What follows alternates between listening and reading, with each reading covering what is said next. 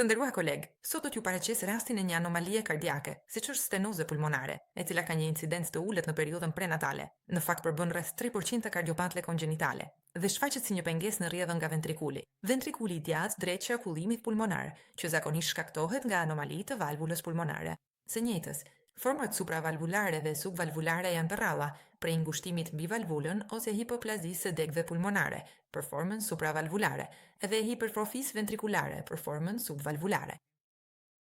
Ndër format valvulare, ajo me incidencën më të lartë, që përbën 75% të rasteve, shkaktohet nga bashkimi i fletëve të valvulës, shoqëruar me dilatim poststenotik të shkallës së ndryshme të arterjes pulmonare.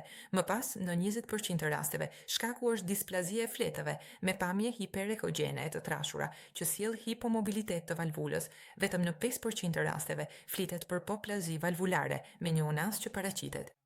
Shumë e ngushtë dhe me kuspide të munguar ose rudimentare, të cilat shkaktojnë kështu stenozë dhe rikurgitim. Shkalla e bllokimit ndryshon dhe mund të përkeqësohet gjatë shtatësnisë, nga format më të lehta, me një shpejtësi më të madhe se 100 cm në sekond, deri në forma kritike ose shumë të rënda, mbi 200 cm në sekond, deri në rastet e atrezisë. Valvula pulmonare. Prandaj, natyra në zhvillim e vetë sëmundjes së zemrës e bën të vështirë diagnostikimin e hershëm. Shumica e rasteve ndodhin në fund të tremujorit të tretë. Rastet e diagnostikuara herët në tremujorin e dytë kanë prognozë më të pafavorshme dhe janë tregues të stenozës më të rëndë ose kritike. Ekografinisht, kardiopatia shfaqet në skanimin me 4 dhoma, me një mospërputhje midis lumenit të 2 ventrikujve. Lumi i ventrikulit e djathtë paraqitet i zvopluar. Trikuspidia zakonisht është në normë, por ndonjëherë mund të shfaqë një rrjedhje që bëhet domethënëse vetëm në formatet e rënda. Hipertrofia e ventrikulit të djathtë zakonisht nuk është e dukshme, përveç se në rastet e stenozës, pra kur është e rëndë ose kritike. Në fluksin e djathtë, fletët e valvulës pulmonare duken hiperekogjene, të trashura dhe me lëvishmëri të reduktuar.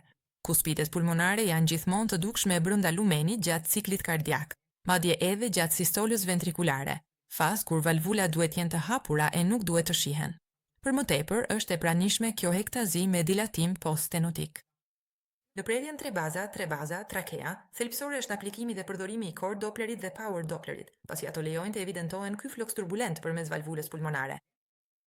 Dhe duke marrë kampion me Dopplerin pulsat, shpejtësia i kalon 100 cm në sekond, ose 200 në rastet e formave më të rënda. Në nivelin e duktusit arterial, fluksi zakonisht është anterograd, por në rastet kur paraqitet në drejtim të kundërt, pra i kthyer, zakonisht kjo është tregues si një prognoze më pak të favorshme dhe në të vërtetë të pafavorshme. Mund të progredojë deri në forma kritike. Stenoza pulmonare shoqërohet me kardiopati kongjinitale, si regurgitimi trikuspidal me anomalinë Epstein, tetralogjia falot me valvul hipoplastike e unas të ngushtë, ventrikuli i djathtë me dalje të dyfishte dhe transpozicioni e arterieve të mëdha. Ajo haset edhe në sindroma si rasopatia, veçanërisht sindroma Noonan me valvul pulmonare displastike, sindroma Alagil dhe sindroma Williams-Beuren, ku stenoza prek segmentin supravalvular. Pacientja vjen për ekografi screeningu të tremujorit të dytë dhe gjatë anatomisë kardiake, veçanërisht në fluksin e djathtë, vërehet bifurkimi i arterjes pulmonare në 2 degët e saj, si dhe një zgjerim i lehtë poststenotik i enës pulmonare. Në nivelin e valvulës, ajo është hiperekogjene, më e bardhë dhe gjithmonë e dukshme, edhe në fazën e sistolës ventrikulare kur s'duhet të ishte. Duke marrë kampion nga ena në nivelin e valvulës, ajo paraqitet me një shpejtësi pak më të lartë se 100 cm në sekond. Duke aplikuar më pas power Dopplerin, evidentohet fluksi i enës pulmonare për shkak të pranisë të turbulencave të lehta dhe shpejtësisë rritur. Duke kaluar më pas në skanimin me 4 dhoma, vizualizohen të 2 kavitetet ventrikulare dhe në veçanti ventrikuli i djathtë paraqet një lumen të reduktuar krahasuar me ato të majt. Venat pulmonare janë brenda vrembajljes. Duke aplikuar më pas power Dopplerin, është e mundur të evidentohet sërish kjo mospërputhje në mbushjen e të 2 ventrikujve, djathtas dhe majtas me një mbushje të reduktuar të ventrikulit të tënd. Në veçanti, duket kalimi përmes trikuspidës, megjithse e reduktuar, siç është e reduktuar lëvizja valvulare triventrikulare ndaj asaj të majt, por e pranishme, çka përjashton atrezin trikuspidale. Te prerja tërthore e 4 dhomave, vërehet kjo lëvizje normale e valvulave atrioventrikulare, natyrisht më e dukshme në të majt se sa në të djathtë. Boshti i gjatë i majt është normal, Vërejmë vazhdimsinë e septumit interventrikular, prandaj mungesën e DIV, gjë që përjashton gjithashtu rastet e shoqërimit me tetralogjinë e fallot dhe sapenzaj, septum, një e para dhe një e dyta, të cilat janë absolutisht të dukshme në këtë skanim. Këtu vjet më pa valvula trikuspidale, dhe në veçanti ajo që është vendosja e valvulës që tërheq vëmendjen tonë. Trikuspidia zakonisht ka një vendosje më apikale krahasuar me mitralen, por në këtë rast veçanërisht lifletet anësore dhe të pasme, siç do ta shohim tani. Në apikal ato duken të zhvendosura edhe më shumë drejt majës së zemrës. Pallja e valvulës e vëzhguar në mënyrë të përsëritur ngre dyshime për një lidhje me anomalinë e Epsteinit. Kjo është një gjendje që shpesh shoqërohet me stenozë pulmonare, e cila shkakton një displazi dhe zhvendosje të ndryshme të trikuspidës, duke sjellë si pasojë rigurgitim për shkak të mosmbylljes së mirë të valvulës.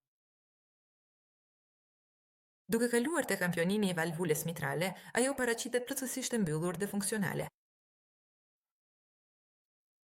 Në të kundërt, trikuspidia paraqet një rigurgitim pothuajse holosistolik, me një shpejtësi që i kalon 200 cm në sekond, siç ndodh në rastet e insuficiencës së rëndë të valvulës. Kjo gjendje nuk është tipike për stenozën pulmonare të lehtë, prandaj vjen nga anomalia e Epsteinit në valvul. Në skanim, trakea, arteria pulmonare dhe aorta janë majtas, por vërehet rrjeve kundërt në duktusin arterial. Ky aspekt tregon ashpërsinë e stenozës pulmonare dhe një rezultat më të pafavorshëm. Duke vëzhguar në prerje sagjitale harkun aortik, harkun duktal dhe arterien pulmonare, shohim një hark duktal me pamje të kundërt dhe rrjedh të përmbysur, si dhe arterien pulmonare që nuk është e reduktuar në kalibër apo e dëmtuar. Mungesa e saj lejon të përjashtohet më pas diagnoza diferenciale me rastet e atrezisë së arteries pulmonare. Anatomia e mbetur paraqitet e rregullt, situs solitus, stomaku i vizualizuar, fshikza normale e mbushur dhe 3 enë të kordonit. Lëngu amniotik nga ana e tij duket i rregullt në mungesë të shenjave të dekompensimit kardiak. Në të gjitha rastet e kardiopative komplekse, veçanërisht duke marrë parasysh lidhjen me sindroma gjenetike, por edhe në rastet e kardiopative të izoluara, është thelbësore të kërkohet konsulta gjenetike me kryerjen e amniocentezës, pra hetimin prenatal dhe invaziv për kërkimin e kariotipit, RSBH dhe eventualisht egzomës. Është thelbësore të kryhet një ndjekje me ekokardiografi të përsëritura për të vlerësuar evolucionin e gjendjes, në veçanti rritjen e shpejtësisë në valvulën pulmonare, përkeqësimin e rigurgitimit trikuspidal dhe rastet e popullimit të ventrikulit të djathtë.